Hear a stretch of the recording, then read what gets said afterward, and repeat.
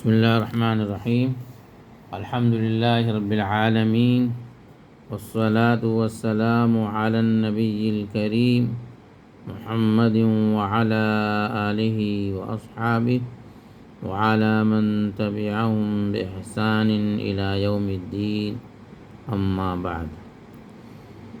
ہفتے کے دن شعبان کی تاریخ تھی 16 شعبان 1446 ہجری اور 15 فروری 2025 عیسوی السبت ہفتے کا دن۔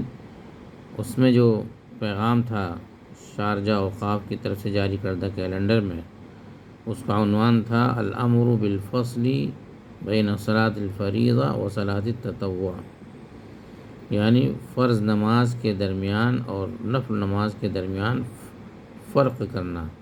یعنی جب فرض نماز ہو جائے، جماعت ہو جائے، تو اس میں اور نفل نماز شروع کرنے میں فرق کرنا، یعنی فرض نماز کے سلام کے فوراً بعد نفل نماز شروع نہ کرے، بلکہ بیچ میں کچھ نہ کچھ فاصلہ ہونا چاہیے۔ کیا فاصلہ ہونا چاہیے؟ وہ حدیث شریف میں ہے۔ حدیث شریف جو اس میں ذکر ہے، ان معاویہ بن ابی سفیان رضی اللہ عنہما ان رسول اللہ صلی اللہ علیہ وسلم امرہ اللہ توصل صلاۃ بصلاۃ حتی یتکلم او یخرج۔ عن معاویہ بن ابی سفیان، حضرت معاویہ بن ابی سفیان رضی اللہ عنہما سے روایت ہے، فرماتے ہیں ان رسول اللہ صلی اللہ علیہ وسلم امرہ، کہ حضور صلی اللہ علیہ وسلم نے انہیں حکم دیا، اللہ توصل صلاۃ بصلاۃ، کہ ایک نماز دوسری نماز سے جوڑی نہ جائے، یعنی ایک نماز ختم کرنے کے بعد دوسری نماز فوراً شروع نہ کی جائے، حتیٰ یتکلم، جب تک وہ گفتگو نہ کر لے، یعنی بیچ میں گفتگو نہ کر لے جب تک، او یخرج، یا باہر نہ نکل جائے۔ مراد ایک جب ایک نماز اس کی ختم ہو گئی تو اب دوسری نماز شروع کرنے سے پہلے اس کو یا تو بات کر لینی چاہیے یا وہاں سے نکل جانا چاہیے۔ یہ حدیث کس میں؟ رواہ مسلم شریف میں ہے، حدیث نمبر 883۔ اب اس سے کون سی نماز مراد ہے؟ تو زیادہ تر علماء کا کہنا یہ ہے کہ اس سے مراد ہے کہ فرض نماز اور نفل نماز کے درمیان فرق ہونا چاہیے۔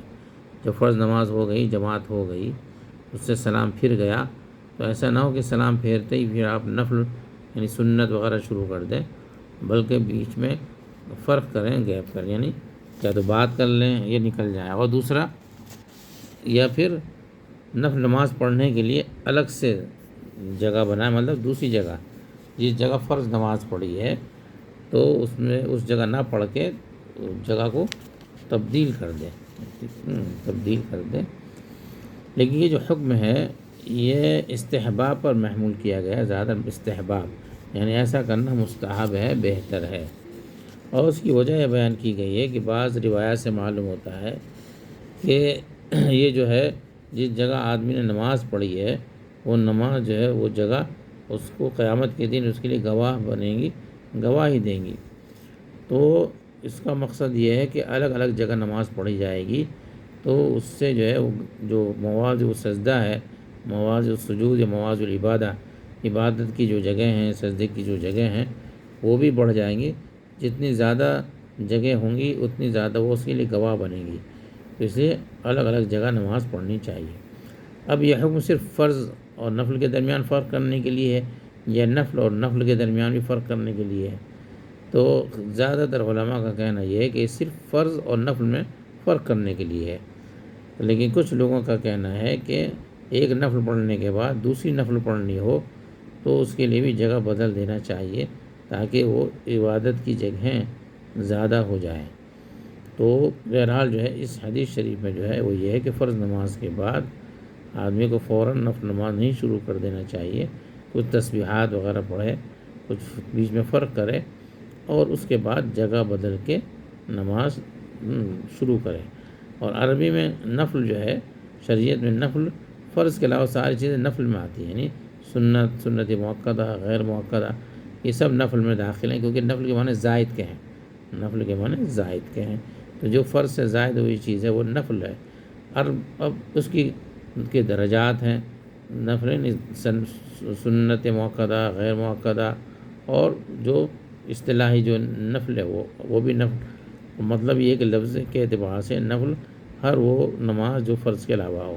اب اس میں جو ہے الگ الگ کیٹیگری ہیں، جیسے جو وطر ہے وہ واجب کا درجہ ہے، لیکن اس سے زائد ہے، فرض سے زائد ہے، تو اس کو بھی اس میں نافلہ میں اصطلاح کے اعتبار سے، شرعی اصطلاح کے اعتبار سے وہ بھی تطوع یا نافلہ میں آ جاتا ہے۔